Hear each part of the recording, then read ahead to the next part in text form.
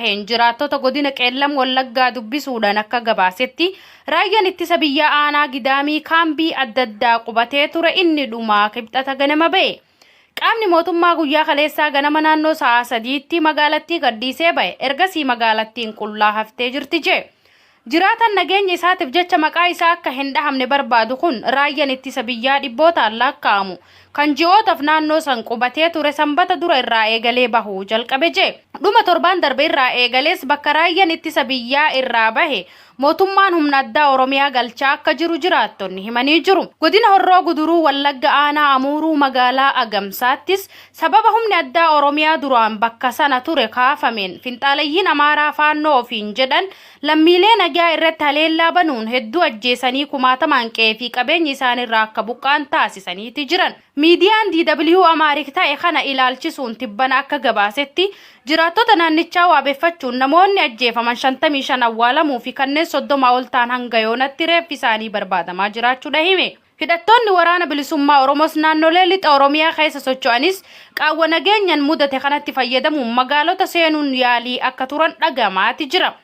Wiixata dabreerraa eegalee haalli nageenyaa naannoo sanii gaarii akka hin turre kan himan jiraattonni kibxata sa'aatii 11 irraa eegalee hanga halkan walakkaatti magaalichatti marsee dhukaasni meeshaa gurguddaa fi xixiqqaa dhagahamaa akka ture dubbatan. Magaalaa Gidaamittis kibxata ganama qaamoleen nageenyaa mootummaa hundi bahuu hordofee hidhattoonni waboo magaalaa keessatti mul'achaa akka turanii fi boodas bahuudhatu dubbatama. Golisatti ammoo humna addaa Oromiyaa muraasa turanitti humni dabalataa ergamee jiraachuu dhagahame. Akkuma Wallagga lixaa fi Qeellam Wallaggaa baha Wallaggaatti sababuma wal fakkaatuun sochiin waraana bilisummaa Oromoo mul'atee ture. Aanaa Arjoo keessatti hidhattoonni waboo warshaa sukkaaraa fi buufata waraana mootummaa naannichaa jiru seenuu isaanii fi walitti dhukaasaa viidiyoon agarsiisu kibxata miidiyaa hawaasummaa gubbatti qoodamaati ture. Dubbimaan waboo idil-addunyaa obbo Odaa Tarbii Tiwiitar isaanii irratti barruu gabaabaa maxxanseen humni isaanii warshaa sukkaaraa Arjoo guddattuu to'atee ture jedhan. Humni mootummaa naannichaa gadhiisanii bahus obbo Odaa Tarbii himanii jiru. Waraanni kaabaa hammaatee humnoonni TPLF gara naannoo Amaaraa fi Affaaritti yeroo seenan qaawwa nageenya Oromiyaa keessatti mudatetti fayyadamuun waboon naannolee Oromiyaa hedduu keessatti sochii isaanii babal'isuu pirezidaantiin naannoo Oromiyaa obbo Shimallis Abdiisaa dubbatanii turuu isaa. Humnoonni Tigraay ibsaa irra baasaniin humnoonni Walloo waraana Eertiraa dabalatee har'a ganama sa'a 4 fi cinaa irraa eegalee kallattii 4 haleellaa Addiyaaboo irratti baneeti jira jedhan. Haleellaan hanga ammatti geggeeffamaa jiruun Fiqidaa Gabra irraa hanga Addamaaditti, Salaam irraa hanga Shiraarotti, Galutsinaat irraa kaasee hanga Addi Asirrii fi Erdimaataayisitti akkasumas Addi Goshuu irraa hanga Addi Asir jiddu galeessa kan godhate ta'uudha ibsi kun. Dabalataanis mootummaan Itoophiyaa humna guddaa gara Eertiraa naannessuun qilleensa Itoophiyaa tajaajila humnaa fi rasaasa waan geejjibaa jiruuf tajaajila wirtuu biyyattii irraa kennamaa ture hunda akka dhaabu dirqisiiseeti jira jee.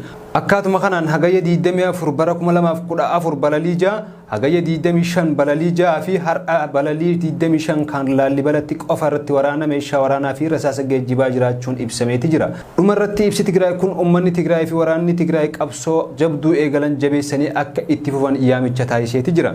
Gama biraatiin mootummaa Itoophiyaa ibsa hooggantoota Tigraay irratti ibsa baaseen addi bilisa baasaa uummata Tigraay waamicha nageenyaa cinatti dhiisuun kallattii maraan ibidda tuqatee fi babal'isaa jiraachuun lammiilee nagaa ajjeesaa uummata buqqisaa qabeenya mancaasaa jiraachuudha ibse. Tajaajilli kominikeeshinii mootummaa ibsaa irra baaseen dirqamni gochaa biyya diiguu adda bilisa baasaa uummata Tigraay dhaabuu mootummaa fi uummata irratti akka kufu eeree addi bilisa baasaa uummata Tigraay deeggarsa namoomaa gara Tigraayitti ergamu uummata rakkate akka hin geenye gochuun faallaa isaa waraanaaf akka tolu taasisaa. Mootummaa Itoophiyaa nageenyaa fi misooma biyya eegsisuudhaaf jecha tarkaanfii fudhachaa jiru humna adda bilisa baasaa uummata Tigraayitti dhiibbaa taasisuu osoo qabanii ibsi gama lameeniin je'amee bahaa jiru fudhatama hin qabu jee. Lola kaabaa Itoophiyaatti yeroo sadaffaaf geggeeffamaa jiru kana qaamonni lamaanuu lola kan jalqabisii jechuun gama wal dhaabbatanii wal himachaa turuun ni yaadatama. Lolichaas ofirraa qolachaa jira jechuun ibsa gama lamaanii keessatti ni mul'ata. Oduma wal qabatee waraanni uummata Tigraay irratti baname lola Amaaraa fi uummata Tigraay jidduutti taasifamu waan hin taaneef faannoo fi milishaan Amaaraa lola xiyyeeffannoo qabu irratti akka hin bobbaane morman kanneen adeemsa keessa booji'aman hatattamaan akka gadi dhiisaman ajajaan waraanaa Tigraay Leetanaal Jeneraal Taaddasee Warradee himaniiti jiran. Ajajaa olaanaa raayyaa